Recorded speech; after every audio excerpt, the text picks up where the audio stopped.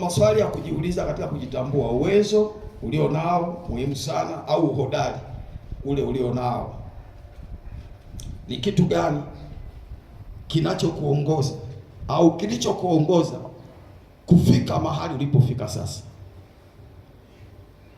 Lazima uelewe. Yaani mtu anayejitambua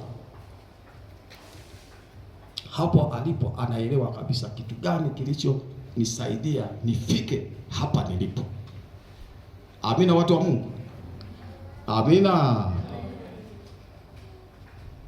Ni muhimu sana kulielewa hilo.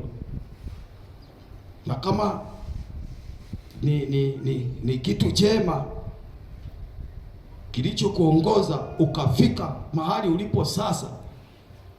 Sasa mahali ulipo sasa inategemeana, je, ni mahali pazuri?